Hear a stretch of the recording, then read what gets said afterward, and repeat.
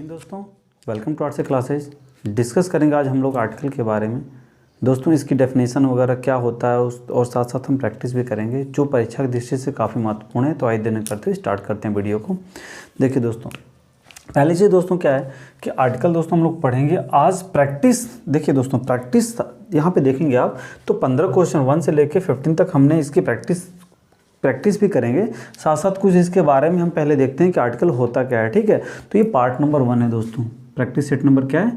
1 है। साथ साथ हम एक्सप्लेन भी करेंगे दोस्तों और साथ ही साथ इसकी प्रैक्टिस भी करेंगे। तो देखिए दोस्तों, आर्टिकल का बेसिक पार्ट आज हम लोग डिस्कस करेंगे। बिल्कुल बेस से कुछ एग्जाम्पल करेंगे, बेसिक पार्ट को हम लोग कवर करेंगे। उसके बाद नेक्स्ट वीडियो में हम लोग एडवांस लेवल पे चलेंगे। देखिएगा ध्यान से। पहली चीज़ यदि हम आर्टिकल की बात करें दोस्तों, तो आर्टिकल आपके 3 होते हैं। जैसा कि आपको पता भी होगा दोस्तों कि आर्टिकल 3 होते हैं, जिसमें पहला क्या है दोस्तों? ए, दूसरा एन और तीसरा द। अर्थात ए एन द को हम क्या कहते हैं? आर्टिकल कहते हैं। इतना तो आपको कवर हो गया हो कि ए एन द को हम क्या कहते हैं?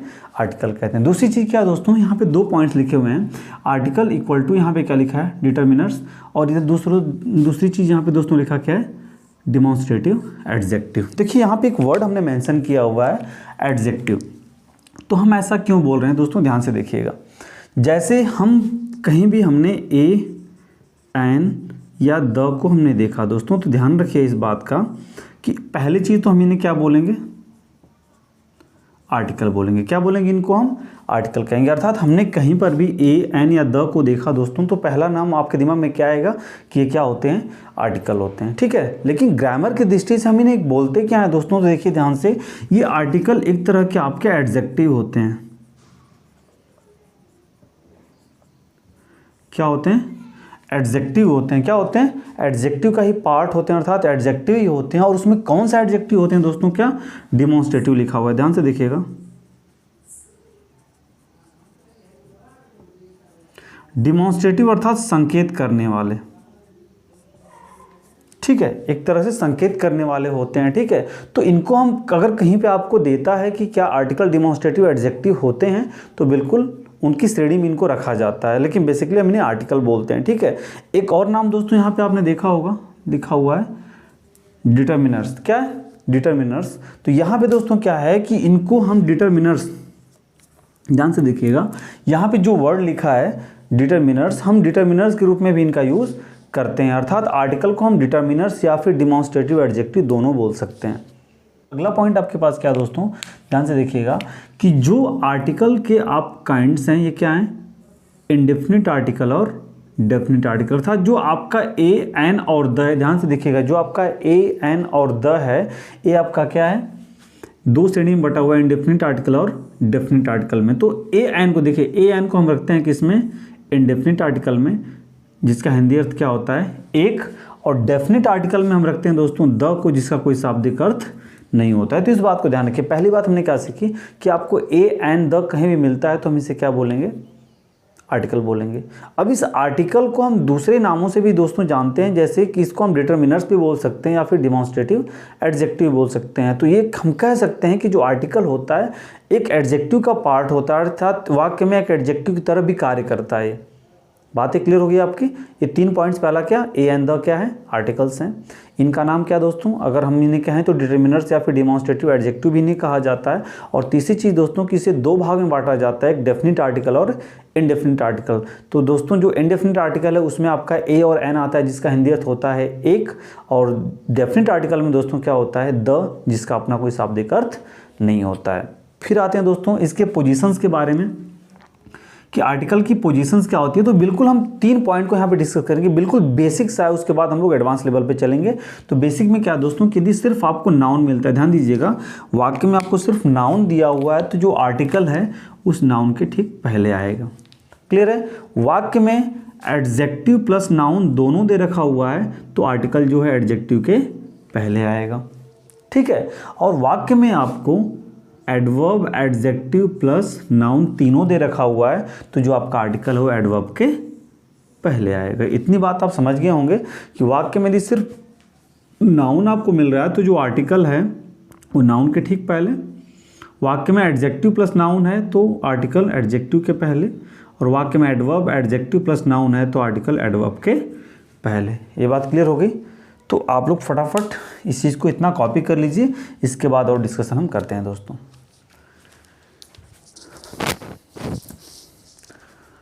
तो आई होप दोस्तों आपने इतना कॉपी कर लिया होगा। तो आइए आगे देखते हैं दोस्तों। पहली चीज़ क्या यहाँ पे देखते हैं कि दोस्तों जो हम ए एन लिखते हैं ना, इसका हिंदी अर्थ क्या होता है, एक होता है। लेकिन आपने जैसा देखा कि द का कोई शाब्दिक अर्थ नहीं होता है। इतनी बात क्लियर हो गई। तो अब क्वेश्चन ये उठता है दोस्तों कि ये किसके लिए यूज़ किए जाते हैं। तो आप ये समझिएगा कि जो आपके नाउन होते हैं ये इनके लिए यूज़ किए जाते हैं, अर्थात इनके पहले आकर के, अर्थात किसी भी नाउन के पहले आप ए या एन लगाइए या फिर द लगाइए। तो ए या एन आप लगाते हैं तो ये इसको बना देगा क्या, इंडेफिनिट, और आप द लगाते हैं तो दोस्तों ये नाउन क्या बन जाएगा, डेफिनेट। बात क्लियर हुई।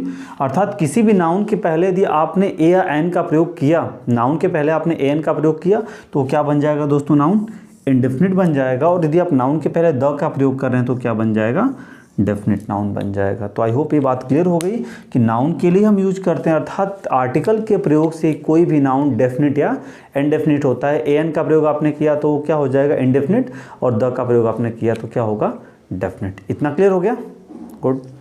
अब देखिएगा अगला पॉइंट क्या है दोस्तों यहाँ पे, कि मान लीजिए यहाँ पे आपने एक नाउन लिखा और आपने नाउन के ठीक पहले आपने द यूज़ कर लिया क्योंकि एक है, क्लियर हुई बात। लेकिन यदि आपको नाउन मिला और आपने उसके पहले लगाया ए या एन, ध्यान दीजिएगा आपने क्या लगाया, ए या एन, तो क्वेश्चन ये फंस रहा है दोस्तों कि कब ए होगा और कब एन होगा। बिल्कुल ध्यान से समझिएगा, आपका क्लियर हो जाएगा दोस्तों यहाँ पे। अब देखिए यहाँ पे एक चीज़ यहाँ पे लिखी है दोस्तों, वावेल के पहले एन और कॉन्सोनेंट के पहले क्या लगा हुआ है, ए। तो देखिए ध्यान से, एक शब्द आपने लिखा, ध्यान दीजिएगा, आपने कोई वर्ड लिखा दोस्तों, ठीक है, और उसका फर्स्ट लेटर जो लिखा है दोस्तों वो वावेल है। क्या है, वावेल से लिखा हुआ है, या फिर चाहे वो क्यों ना कॉन्सोनेंट से ही लिखा हो।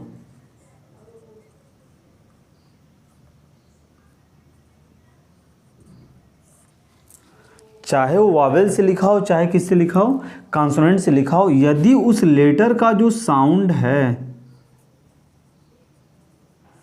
यदि वावेल आ रहा है, ध्यान दीजिएगा क्या आ रहा है, वावेल आ रहा है, चाहे वो लिखा हो वावेल से चाहे कॉन्सोनेंट से, लेकिन जो उसका साउंड है वो क्या आ रहा है, वावेल आ रहा है, तो उस वर्ड के पहले आप क्या लगाएंगे, एन लगाएंगे। इस बात को आप ध्यान रखिएगा, चाहे वर्ड वावेल से लिखा हो, चाहे, मैं बार बार इस चीज़ को रिपीट कर रहा हूँ, ध्यान से सुनिएगा। अभी जब हम प्रैक्टिस करेंगे तो इसमें बातें आपके काम आएंगी। तो याद रखिएगा कि जब वावेल या कॉन्सोनेंट्स किसी से भी स्टार्ट हो, लिखा गया किसी से भी हो, रिटन वे में किसी से भी हो, लेकिन साउंड यदि उसका वावेल आ रहा है तो आप क्या लगाएंगे, एन लगाएंगे। क्लियर होगी बात। लेकिन वही वर्ड दोस्तों ध्यान दीजिएगा, उसका फर्स्ट लेटर जो है यहाँ पे वो भी वही चीज़ है, चाहे वावेल हो या फिर